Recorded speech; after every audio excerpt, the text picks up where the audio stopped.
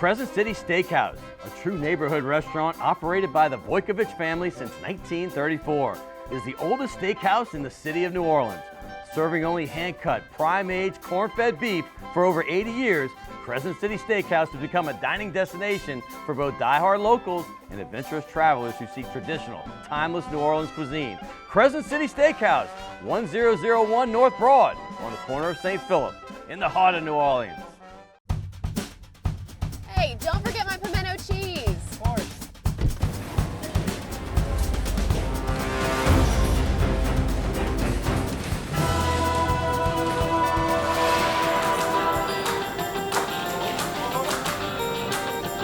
It's okay, I'll take it from here. Hey, you forgot your receipt! For the love of palmetto cheese. Fall in love with autumn with PJ's new seasonal lattes. Our pumpkin latte brings you all the flavors of a pumpkin pie with hints of cinnamon and nutmeg, like your favorite holiday dessert in a cup. And our s'mores latte with flavors of toasted marshmallows, warm milk chocolate, and graham cracker cinnamon is sure to bring back campfire memories. The PJ's Fall Seasonal Lattes, available at your local PJ's only for a limited time.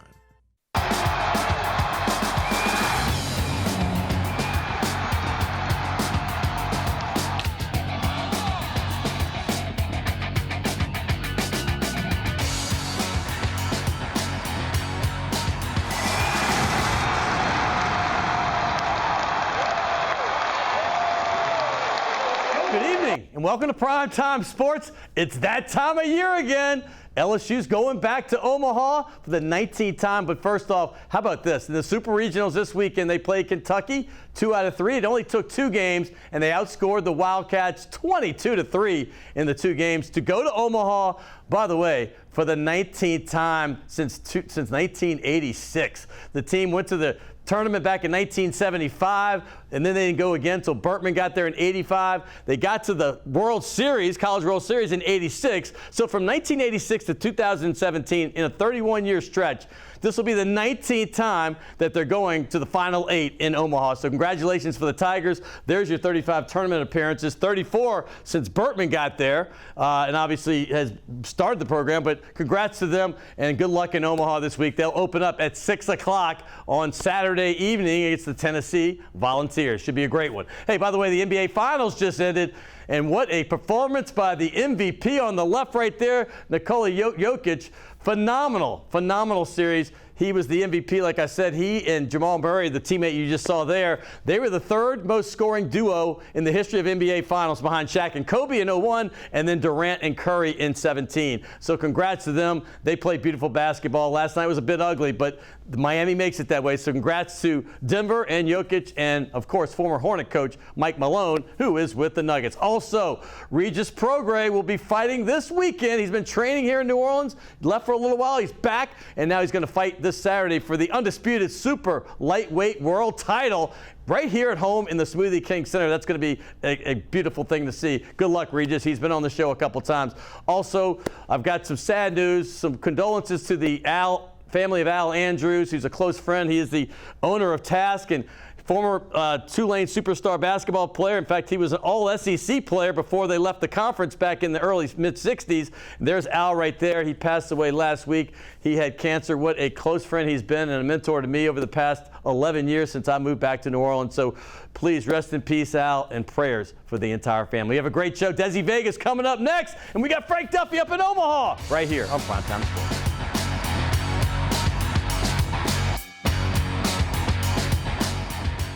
Can I tell you a cat joke? Just kidding.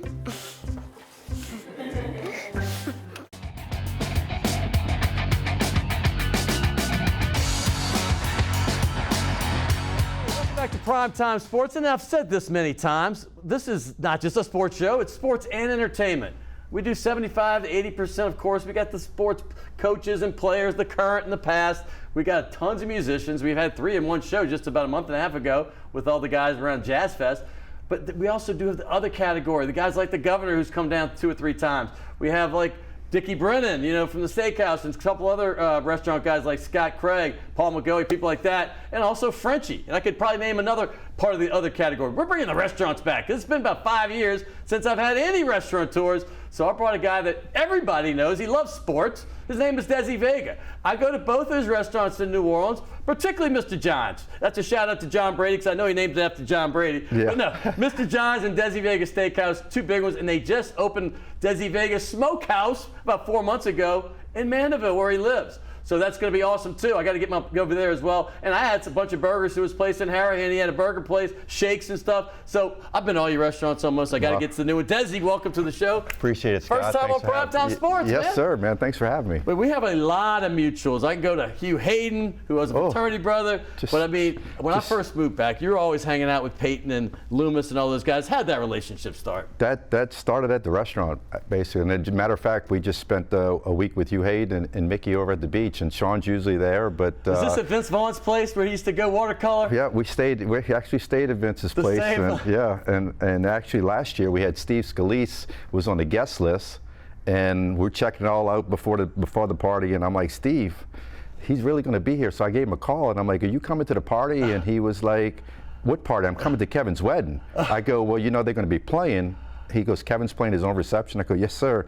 He goes, I need a minute to try to work this out. He had his children with him, so I go, hey, listen. This is this year? Last year. Oh, last year. Right. I'm about to say, Kevin's another fraternity. No, he got married last year. Right? Matter of fact, we just celebrated his year anniversary just a couple of weeks ago, June 1st. Dude, I go way back with Kevin now, 40 years. Yeah, absolutely. He's still rocking it, too. And basically, I was like, Steve, we have a babysitter coming. We're staying at Vince Vaughn's house. I mean, it's all, he goes, I got to get all of this cleared. And I'm like, he goes, give me a minute. And he said, let me go. And I said, he's not going to be able to pull this off with all the, Secret Service and all this stuff. And man, about 2 minutes later, he checked with Jennifer. He's like, hey, we're in.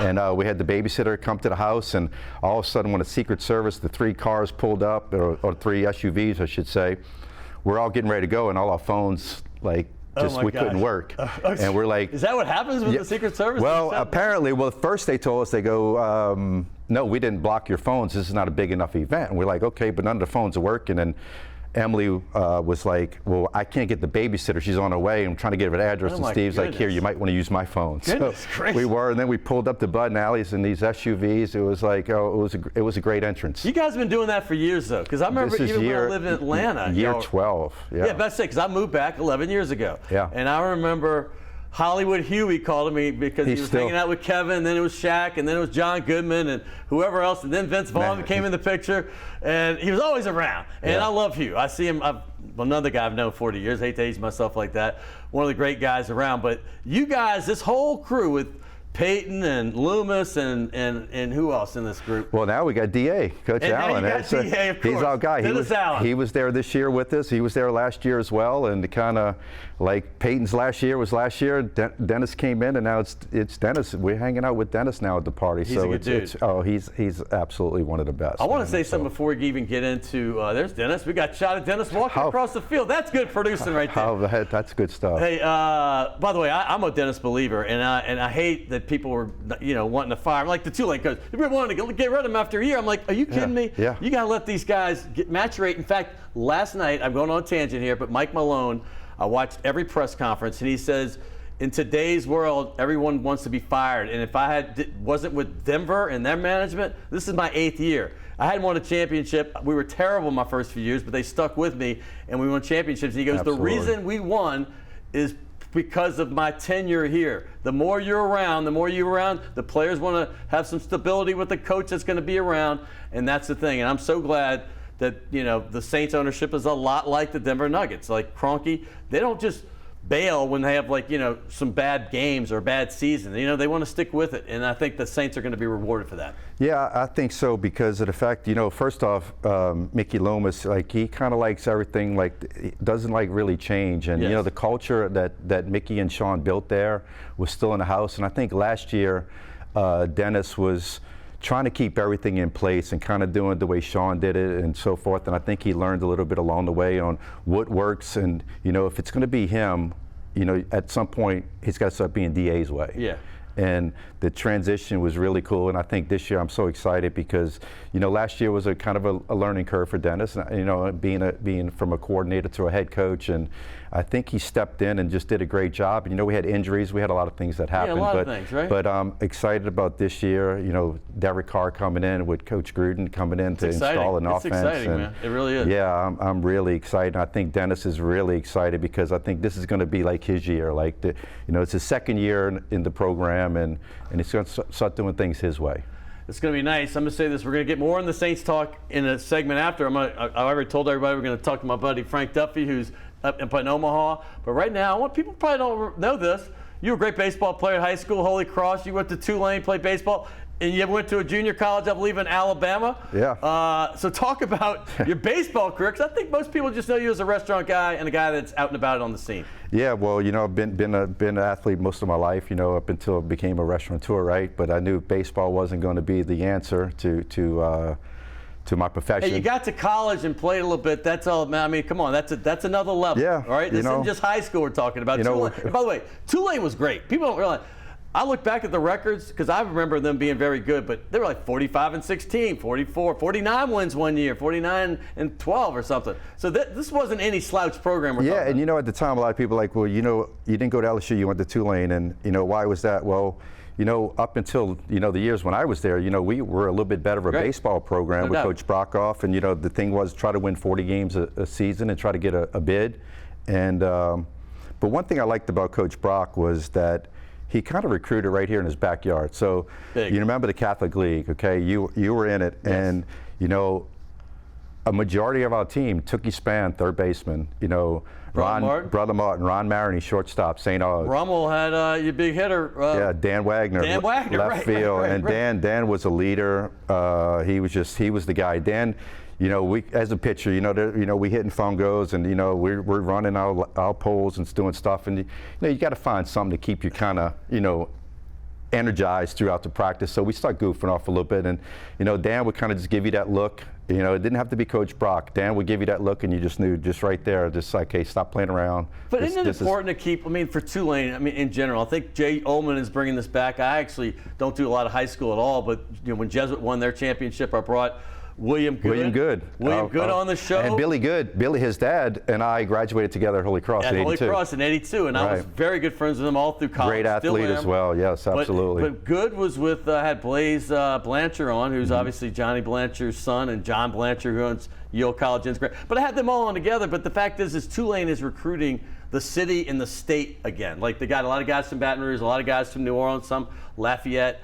And I think that's important for the fan base. Yeah, absolutely, because if you can, you know, every kid's going to bring 10, 15, you know, people, family members with him, and, you know, it fills up the stands, and, you know, that's what, you know, it's hard to play in an empty stadium, you know, and it really is. You know, and just even this fall, you know, like Tulane, we looked at it good, and all the guys were playing well in the fall, but, you know, when the lights go on, that's where you need to see how good these guys are. And when you play in front of big stadiums, it can be a little bit of pressure. You know, I remember Coach Brock always saying there's no pressure on you. You get put in the game with the bases loaded, 2 outs, there's a little pressure there. And he's like, you know, this is an opportunity for you to win the game for your team. No doubt. The pressure's on the hitter. So, you know, but when you have a lot of people in the stands, it makes the home crowd. That's what I always say, home field advantage, right? You want some people there, and I think Jay's getting back to that because, you know, we got Joe Sherman right here at Delgado, who was what a legend, by the way. Oh, absolutely.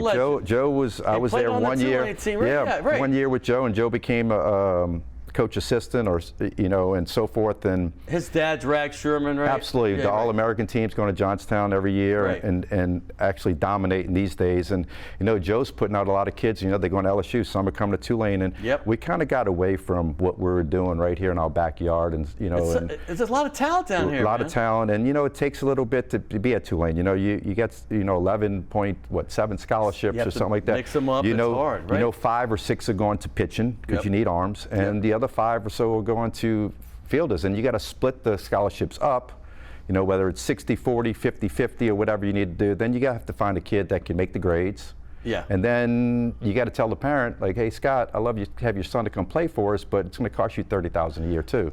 At least, right? At least. At least, and it's getting up, I think, to 85 next year. Yeah, 30 a semester. Now it's up to 80. Yeah. So there's a lot of obstacles there to get the kids to come to Tulane, and you got to promote the education. And and every school's got education, but it's something big that Tulane, you have to be a student athlete there. Sure. Did you have any affection for LSU growing up?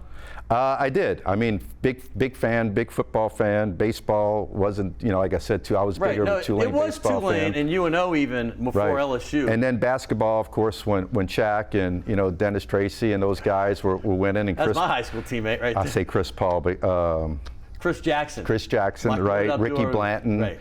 I can go back to to those teams Durant as well. Macklin, go back and then let's not forget Coach Brady, right? I mean, come on. Come on, JP, baby. Final Four, 06. Absolutely. And I love when Coach comes around because we just get to talk, and sometimes it's sports, and sometimes he loves food. He loves restaurants. He loves your restaurants. I can tell you that. I've been at least 3 dozen times to Mr. John's and Desi's with him. He loves it. And you come sit at the table sometimes. Bobby Abear was there one time. Yeah. Tulane's coach. No, but you're around the sports world. Right. And you love it, right? I mean, it's great. I mean, it's great. I mean, it's good PR for our city. I love it. And you mentioned how 12 years ago, I want to know the genesis of how you and Peyton and all them got together, because you kind of got off that story because so what happened was after I kind of went on my own after my Emerald stint. Yeah, give me your genesis of your restaurant business first. So grew up in mom and dad's restaurant. Well, actually, when I was a kid, my grandparents on both sides of the family had restaurants and bars and lounges, right? Both sides, all right. And yes, sir. And so when I was 8, 9 years old, mom and dad were going out for the weekend and going over by grandma and grandpa's house. I got dropped off at a restaurant most of the time. There you go. And I was behind the bar. I was in the kitchen. I was doing just whatever, just kind of playing around. And about 12, 13 years old, my mom and dad bought a frost top. Actually, 2 of them, down in one in Araby and one in Chalmette. Araby is the garden district of Chalmette, I heard. Uptown Araby. That's what I was told. All right. Uptown Araby. So there were 2 frost tops, and we're selling a lot of burger, and just everybody's familiar with frost tops. And Mom started putting some hot dishes. On Monday was red beans and rice, and Tuesday was meatballs and spaghetti. Wednesday was maybe veal cutlet. Yeah. I love it. No, I was at the frost top on Claiborne pretty much every day growing up. Well, they didn't. I don't know about what they were doing at the other ones, but that's what we started doing. And then on Friday and Saturdays, we started doing all-you-can-eat catfish thing. So it became more of a frost. It became more of a restaurant. Right. And then Dad decided that, I'm going to make this a steakhouse. And all we did was take the windows, we enclosed it with wood, and made it a steakhouse. It was called Steak and Patty. And I kind of got my, that's where I cut my teeth right there and started working. And of course, when after high school, went away to Dothan, Alabama. Oh, by the way, I went to camp with a bunch of Dothan girls.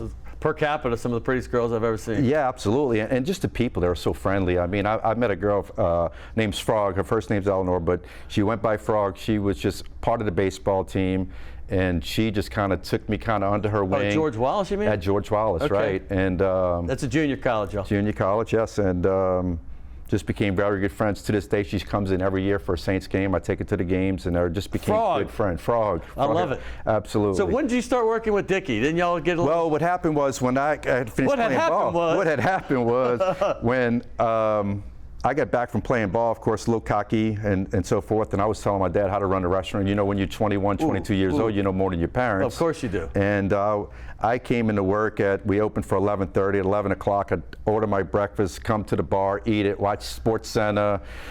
And just put the apron on, and I didn't shine glasses. I didn't do silverware. I didn't fill salt and pepper shakers. I wasn't easy to work with. I knew everything. Okay. And at one point, my dad and Nick Triss, who was actually Dickie's uncle, his sister married Mr. Dick. So he was our landlord at the Steak and Patty. And I'm like, Mr. Nick, why don't you get me a job at Commander? So this was like a Thursday, and he comes back on Friday and tells me, you start Monday. So I got the job at Commanders and in the garden room, and then I realized I had to do side work. I had to shine glasses. Yeah, they don't play. I had to do everything, and Dad taught me never to quit anything, and I didn't really like it because I just had to listen to their rules. And you know what? What a great organization.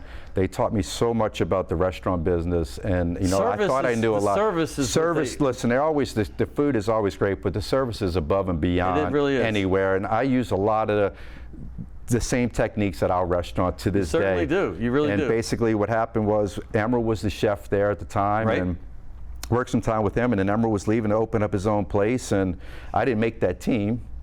So I was like, You didn't make the Emerald team. Didn't make the Emerald team, so I stayed with the Commanders for a good time, and I was offered a job with Ruth Fertel, who is Ruth Chris Steakhouse. Ruth Chris Steakhouse. And managed What year would this have been? This was about 91, 92. All right, right when Dickie opened up Palace Cafe. Exactly, right? Yeah. exactly, and had opportunities to go that route. But Miss Ruth had offered me, she was really good friends with Emerald, and she had offered me a manager's job, and so I took that, and I became a franchise guy, and just was opening restaurants all across the country. Chris? Yeah. Oh, wow, okay. So wound up in Vegas. Oh, good place. Which was pretty cool, and it was an owner franchise, and basically Emerald came in there after he was opening up the fish house and basically was checking on him, making sure he was good, sent out a little Nicello on the rocks like he likes.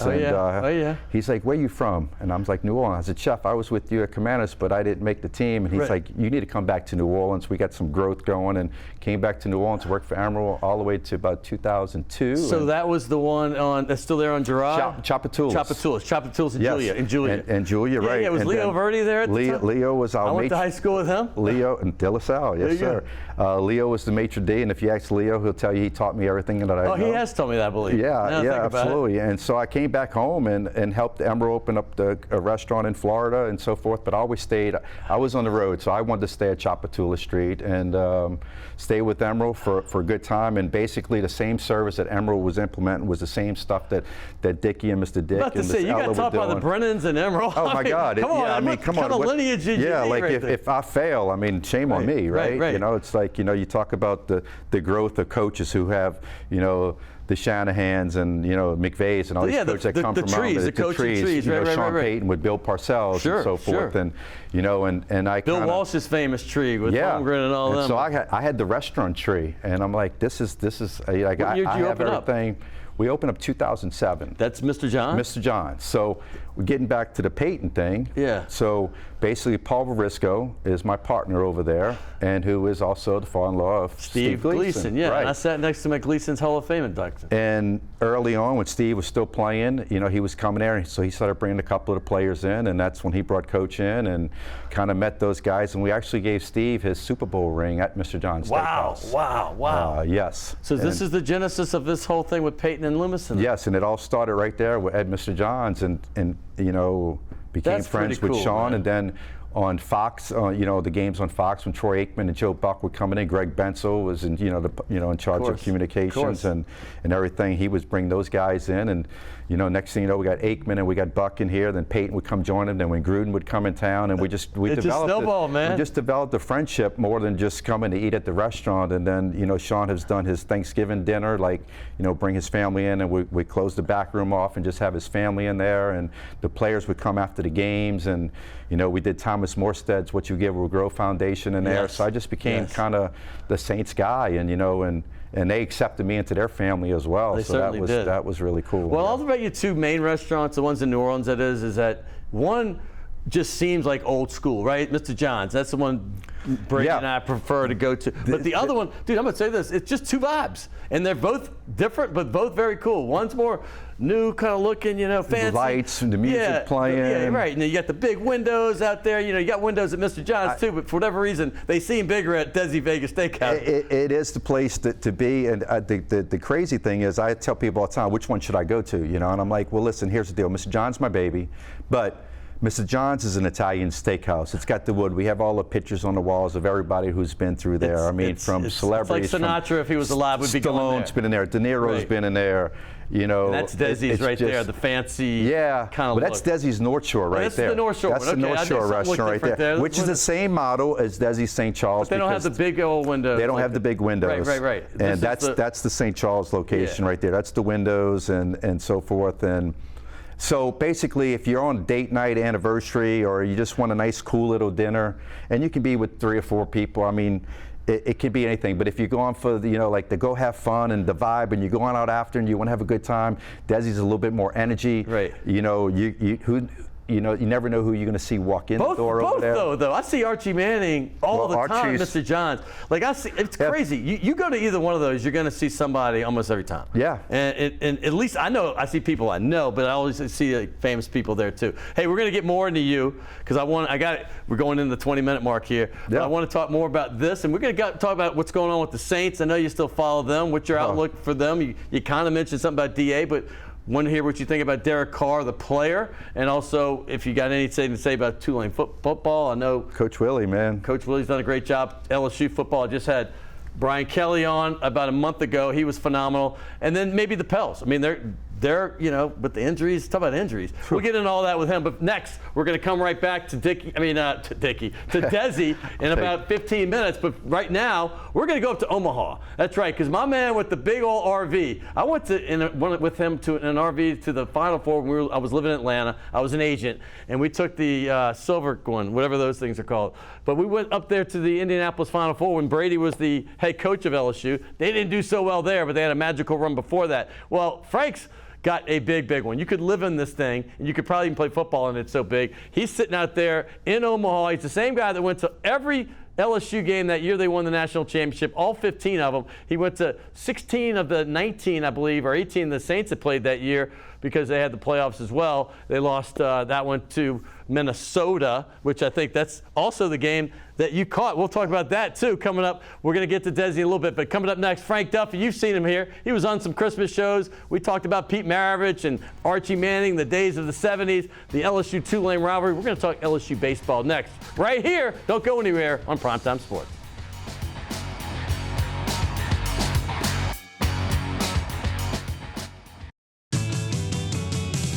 Rock and roll will never die. It's old New Orleans, my oh my. Come on, baby, let's go rock and roll at the city lane. All night, let's roll, let's rock and roll. Baby, do the rock and roll. At the mid-city lanes, the home of rock and roll. The recent devastation from hurricanes have caused insurance companies to significantly raise their rates. However, most of them are offering large discounts if you install a fortified roof system, which uses larger nails and has a much stronger, resilient base underneath the shingles. The fortified roof professionals at Skyline Contractors can install these new roofing systems for you. More information is available at 504-355-6845 or at skylinecontractors.us.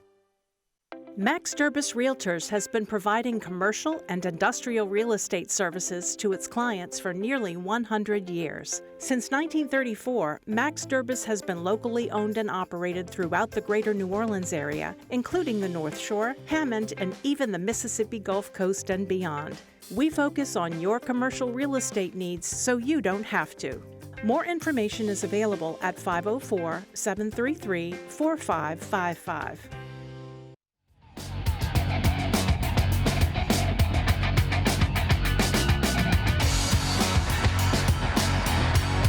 Hey, welcome back to Primetime Sports. Hey, we're going to have Desi back in a little bit to talk a little more about sports and what's going on right now. He follows sports. He knows it all. So we're going to chat with him about that. But right now, we've got our super fan, our guy, Frank Duffy. We had him on around Christmas a couple times. Well, right now, he's on location. He went up to Omaha. This is the same guy. Remember back in 2019, Frank went to all 15 games when LSU played for the national championship, home and road. In that same year, the Saints went 13-3, and he made almost every one of those games home and road. Crazy year, good year to do it. But right now, he's in Omaha for the first time. I'm almost shocked this is his first time. I've even been 4 or 5 times to Omaha.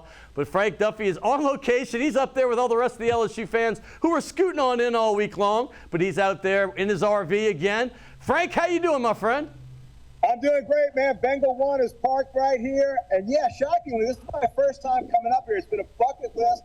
All these years, something always came up with the summer. The kids were doing something, or we had other business things going on. But this year, I said, our Tigers have such a great shot. We have the ability of coming up. And I will tell you, Scott, they love us up here. Oh, yeah, I know that. That's for sure. So Juan and I went for a late bite, a little bitty dive bar that had great hamburgers. And when we walked in, I kid you not, they saw our LSU gear. We got a standing ovation when we walked into that bar, and they were so happy to see us. And I told them, I said, the big thing that splashed up on all the memes at LSU was, we're going home to Omaha. That's a beautiful thing. I remember going a bunch in the 90s, even in the 80s once when Ben McDonald gave up that home run against Stanford. By the way, Stanford had a thrilling win last night to get there. But let's talk about, before we get into the baseball, I want to recap some people that didn't see the shows before. When you went to every LSU game, I got a couple pics of Burrow celebrating. What was that like back in 2019? Literally going home and road and all the, the SEC championship and the playoff games as well. The Oklahoma game, of course, and then Clemson in the championship. What was that run like to go to every one of those games? Well, I will tell you, the game that it really hit me on, shockingly, was Vanderbilt. I went up we live in Atlanta, that's where our residence is, went up to Atlanta, to Nashville, and when we were there, you really could sense that onslaught in the first half was like, okay, this is something special. I mean, I had been to Texas, and that was an incredible win, the third and 16. But when we went in and just bludgeoned Vanderbilt, I'm standing there with Snoop Dogg in line to get a beer, and all the beers have been sold out. And I'm sitting there, I'm like, this could be the year. And, of course, when we were in Tuscaloosa, when we were up there, I was like, we win this ball game, we're taking this all the way. And it was just magical. Everybody came up to visit us up for the SEC championship game, blew Georgia out. That was the Heisman moment. Oklahoma, I mean, it was an incredible time. But being in New Orleans at my apartment in the Pentalba building, walking over to that national championship game and walking back with that euphoric feeling that we just witnessed the greatest college football season of all time. We knew it as it was happening, but to feel it was incredible. We're showing a shot of Burrow smoking that cigar on the couch in the locker room. One of the more epic shots. By the way, I remember that Vandy game because I was at Ohio State, and I was even trying to get down there. We had an early noon game. But anyway, let's forward. You went to all the Saints games as well that year. But this LSU team, let's talk about this first. Going into the season, I had Jay Johnson on the show about 10 days before the season started. They were ranked number 1 in the country. And last year, they were good, not great. Good. Yeah. But off season, what happened in the transfer portal, they got some stars that actually came through, and 2 of them became first-team All-Americans. Paul Skeens, obviously the pitcher, Tommy White, the great third baseman, and then you put him with Dylan Cruz and the rest of this lineup. They had some ups and downs. They didn't sweep many series. They only swept 2 in the entire SEC, but they won nearly all of them except a couple towards the end. So did you have any doubt when they lost those series to obviously Mississippi State and Auburn? Did you have any doubt that this might not be the year? Because a couple of people I talked to kept trying to tell me they don't have it. And I said, listen, this is early. This doesn't mean anything. But what were your thoughts during that time? I did buy my tickets. I've got every ticket that LSU might be playing a game in here. I got them all. And I will tell you, I didn't get the insurance on them. I got faith, baby. But here's the thing. Going on the process of the season, I knew what was probably happening was you could see it in the bullpen. And with bullpens, you got to have a deep bullpen, especially when you're in tournament play, to get through the regionals and the super regionals. And thankfully, we didn't have to use a lot of arms against Kentucky. But as the bullpen started to get better and started to mature, we had all those injuries. That's when I knew that we had a shot. So it was just in the last 2 weeks that we started getting that good relief pitching. Look, we got the best starting pitcher in the game. Skeens is phenomenal. And we've got the number 1-1. Dylan Cruz will be the number 1 pick in this draft. I put my right arm on it. So when you've got the gorilla ball that's now making its way back, you saw it in the box. That's what got us a lot of those wins here. I mean, who could forget Warren Morris and that incredible walk-off? And by the way, if that right field line was 315, that ball went 315 and a half feet and deposited for the tie to win.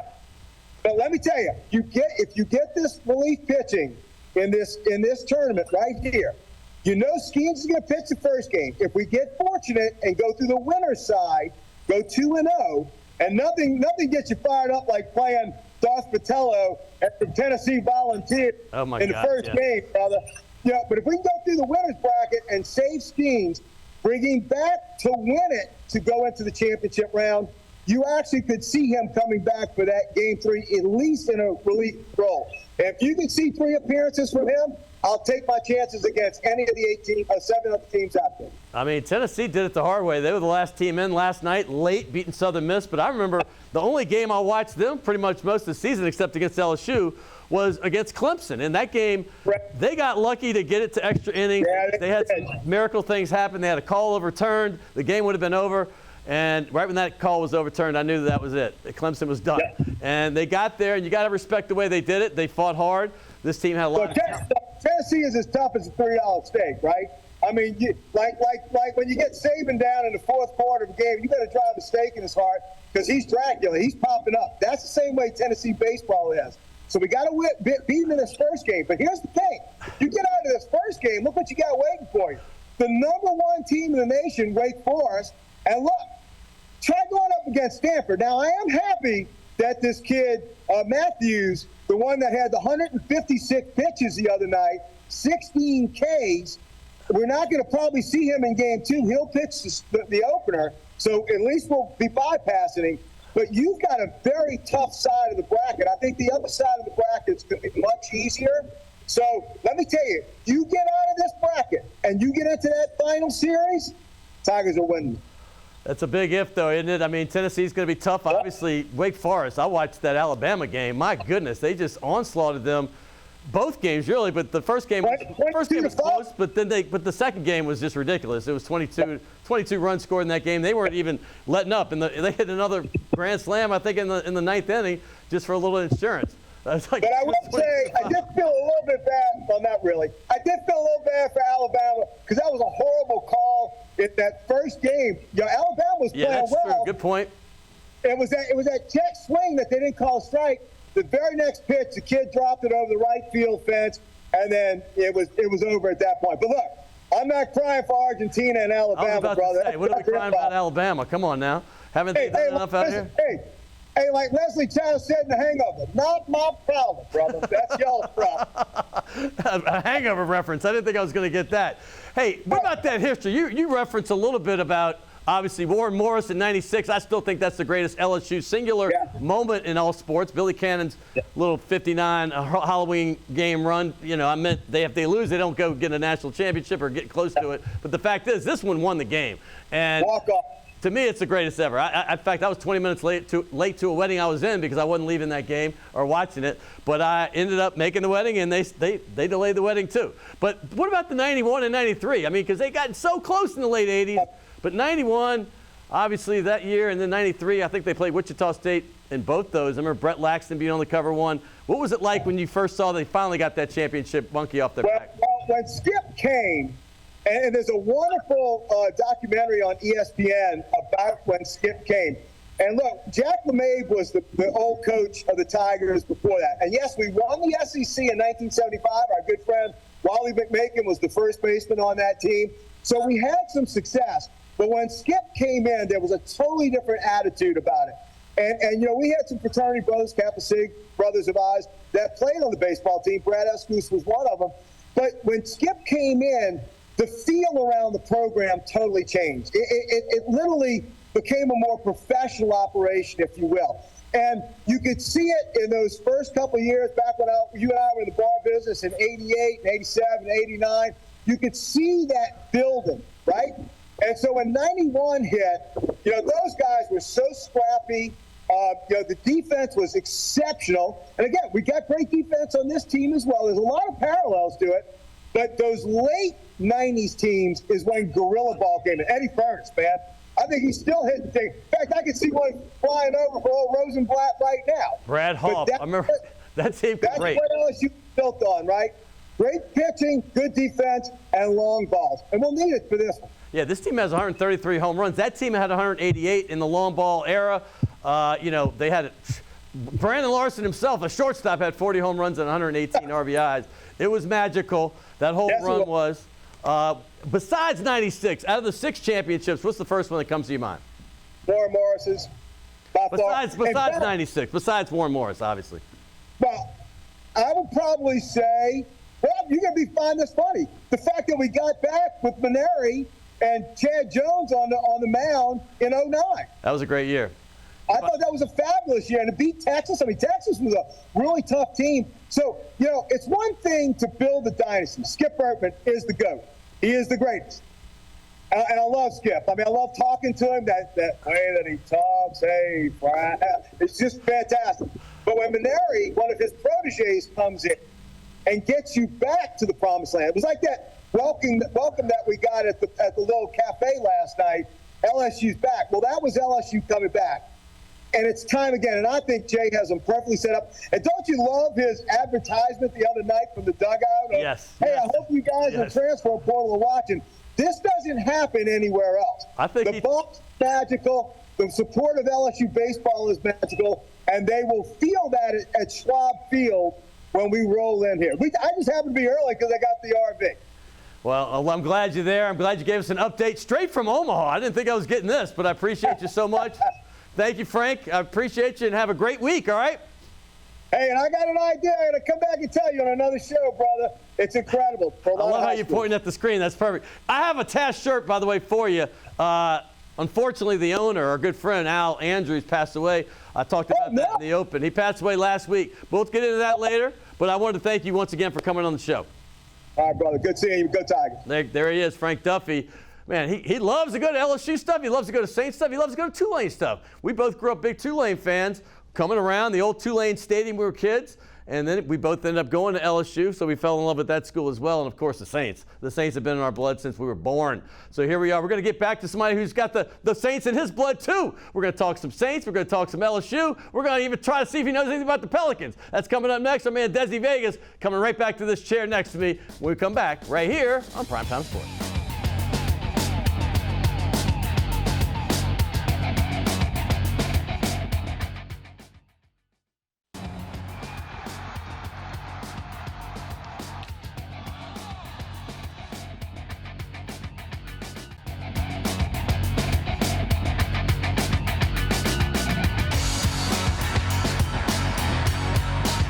Hey, welcome back to Primetime Sports. Hey, I got to thank Frank Duffy all the way up there in Omaha. He just got there yesterday or the day before, and he's going to spend the entire week. I forgot, Frank's an investor in that company with the helmets, the air-conditioned helmets, by the way, wow.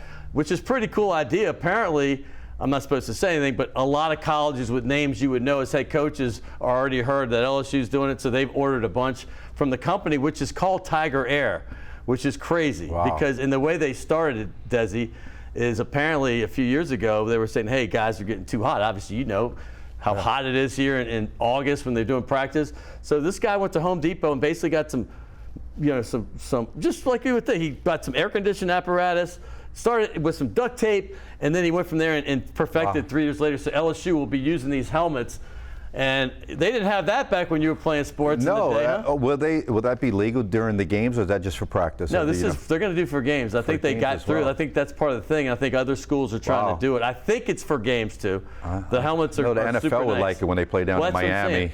I think everybody's talking. The NFL has been looking into it now. Of course, I don't know how expensive the high schools as well. So that's interesting. Right. I forgot to say that, Frank. My bad. But no big deal. He's not trying to make money off of it. But the fact is, you heard him talk about LSU and pitching in the World Series and how important it is to have those 1-2 starters.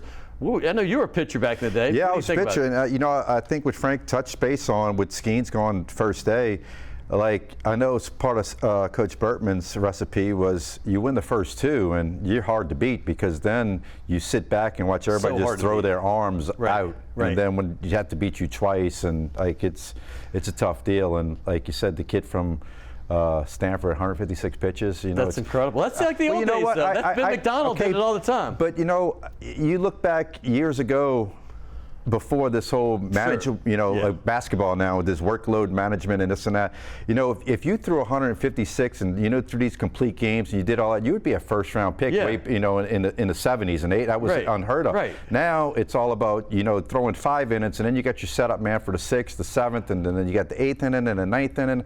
I think it's overthinking sometimes. I mean, why if a guy's shutting you out for 5 innings, why would you take him out the game? 100%. And Paul Skeens pitched the complete game against Tulane. And he hadn't done that in his career. Right. Back in the day, that was a normal thing. I produced the Braves for 14 years. Maddox did it all the time. Oh, my God. Glavine did it all the time. Smoltz did it all the time. If you're rolling, why bring in Wohlers? Right. You know, I mean, so that's the fact. You're a pitcher. I mean, yeah. you used to play. Hey, listen, it'd be hard for me to give up the ball Right, if I've got 0 runs up there and I threw 85 pitches. Let's keep going. Especially if it's 1-0. You're like, hey, dude, I'm not getting this loss. I want to be the guy losing it. No doubt. And you know, like this could hurt this kid's draft status now because they're going to like, oh, he threw his arm out, and you know, now it depends on his next start and see if his ball still got some zip, if his breaking ball's popping. Yeah, we'll see right then of what the effect on it is. But you know, I'm a big. I don't really like. I do like the game now with the pitch clock. Yeah, I do like it. The too. 20-second is speeding up the game a little bit. You saw what happened to Aaron Nola the other day. Yeah. I mean, just so you know, Aaron Nola, great LSU player, went to Catholic High in Baton Rouge, is a great pitcher for the Philadelphia Phillies. And I have to think this happens a lot because they're just getting used to this clock. I mean, it's only 3 months old. Right. And you know, as a pitcher, you have a certain rhythm that you do. Well, you want to work fast. So I mean, I was always taught that way. Coach Poniff, actually, my last year Tulane coach, that's when Wally Poniff came over. I love it, yeah. And just learned so much more about pitching because I was just throwing a ball. I had a pretty good arm, but he taught me about pitching, about working in, Wally up, Senior, down, changing levels. What a great dude he is, by the way. Yes, absolutely. And but you want to work in the rhythm. You want to keep going. The batter stepping out. You know, the whole. Remember Garcia Parra with the. Of course. Every I was pitch, producing his games when he was at Georgia Tech. Man, I was at Atlanta. Oh my God, great ball player. But I mean, get in the box. It takes a while, right. Get in the box. But what Nola did, I think he looked at the clock in center field and he saw it was going down to like 6, 5, 4, and you know you have to pitch or you get a ball.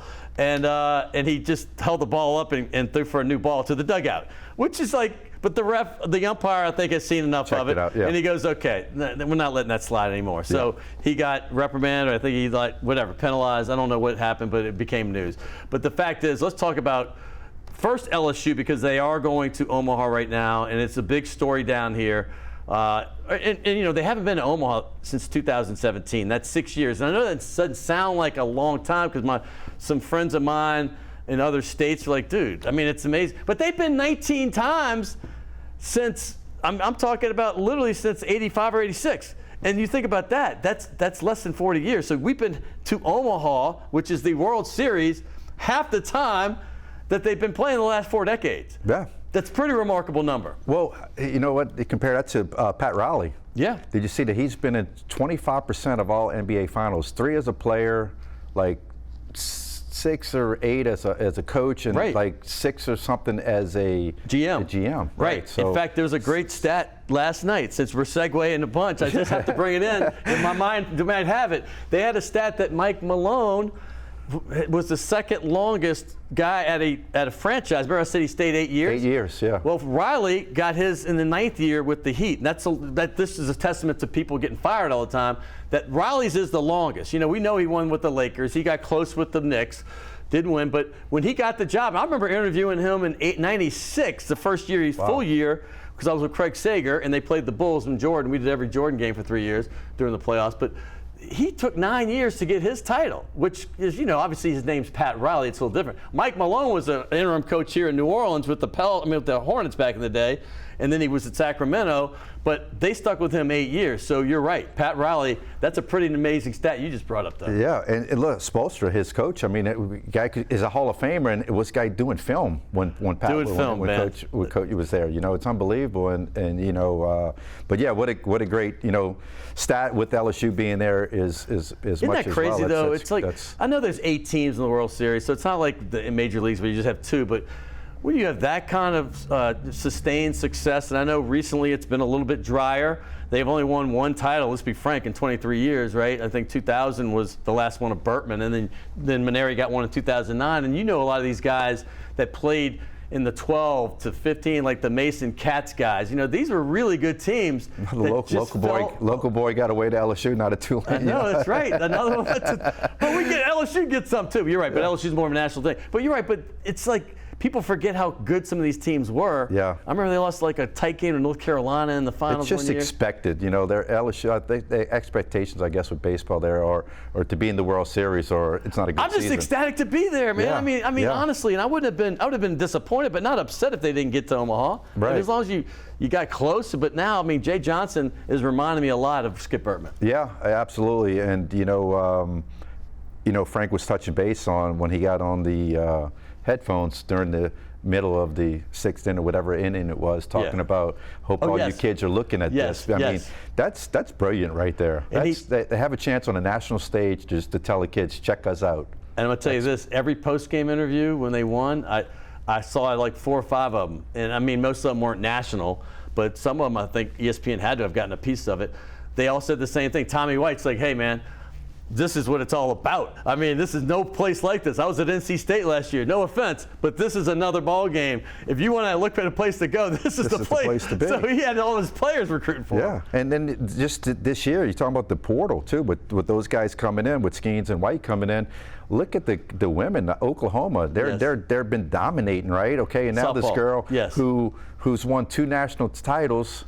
Right? Yeah, they're unbelievable. She's transferred. She's like, I'm out of here. Drop the mic and I'm gone. Jordy Ball, I think her name is. Wait, she's going where? She's the pitcher for Oklahoma. And she's going where? Her ERA over 2 years, she's 42-2, I believe. Oh my I goodness. saw the thing with a 1-point-something ERA, and she just dropped the mic, said, I'm out. She's going home to Nebraska to play. And she said that on national TV. Well, she didn't say it that, but basically that's how crazy this is. You win right? 2 and just like, yeah, I'm out. I'm going home to. I guess she wants to try to.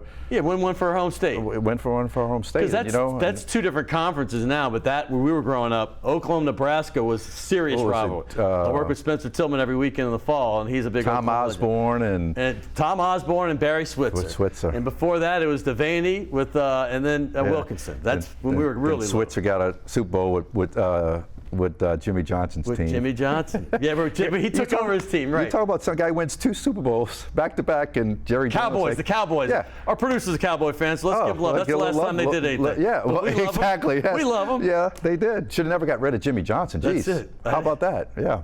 I mean, Will, how about that? I mean, come on, Jimmy Johnson could have gave you 10 more maybe. Yeah, hey, absolutely. But how about your team? Tulane baseball, first of all, shocking everybody, winning that tournament. I had Jay on last week. And in the picture, obviously, my man, the big tall lefty. Carmouche?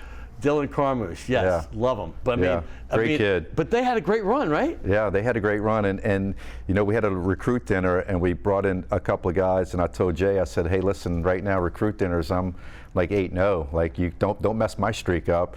And we lost 1 kid, but we got the 2 other ones that came in to sign. So you're 10-1. Yeah, we're there. And Jay sent me a text afterwards. He goes, we're back on track here, but. Yeah, I mean, what a great run. And, you know, fortunately, we were on a group text with Coach Jay, Coach Iz, you know, Hatt, Wagner, FOMO, Purcell, Joe Sherman, all of us, and kind of just. That's a good group. You know, well, I'm in Italy, and so I'm getting everything kind of like in the middle of the morning, and like, what's going on? We're winning, so I'm in the morning, I'm checking everything and trying to reply to everybody. But Jay was kind of keeping us, you know, keeping the players fighting, and we're like, keep it going, Coach. Billy Rapp was on that Texas. Rapp, man. Billy Rapp, my Holy Cross guy. Holy Cross, that's Holy right. Cross, right. He was a second base, and then he went to the outfield. Billy could play anywhere. He was a pitcher. You know, I'm realizing all-state pitcher in high school. We could have done the entire show. I didn't have to bring Frank in because we had to talk to the Saints.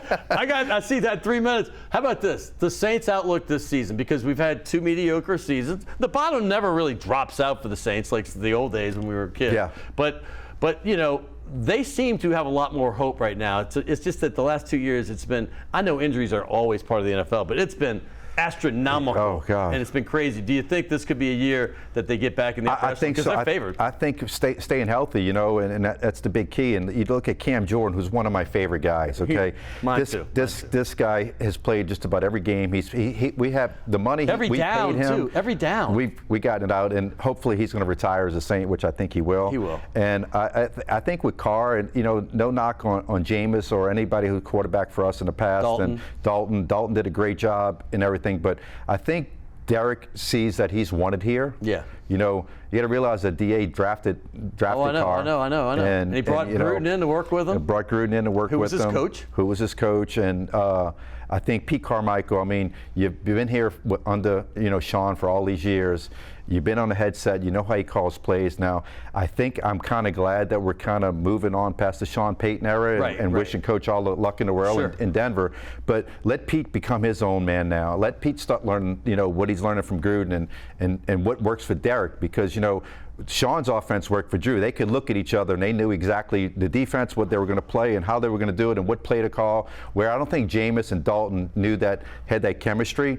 And I think that if Pete and Derek and John can get Derek to play, I mean, think about it. The guy was a top 10 in QBR a few years ago. Listen, man, if they QBR to me is the way you rate a quarterback, No, not his win-loss records or anything like that. So I'm excited about the offense. I know AK, we don't know what's going to happen with him in the early on here, but Mike Thomas looks like he's healthy again. He's that's got going to be a key. His attitude is back. It's back. Well, I think he sees that he's been humbled. He's been humbled and reworked the contract, so we bring some other guys in. Olave is just, I mean, the guy's a player, and so Foster coming in as tight end. I think Foster Moreau, Jesuit and LSU guy. Yeah, so the pieces are in place. Yes. The defense is in place, and I think with Dennis can kind of pay a little bit more attention maybe to defense, because when you become a head coach, you got to worry about special teams and offense and do this and do that. And I'm excited. I know Dennis is excited. I know the whole organization's excited.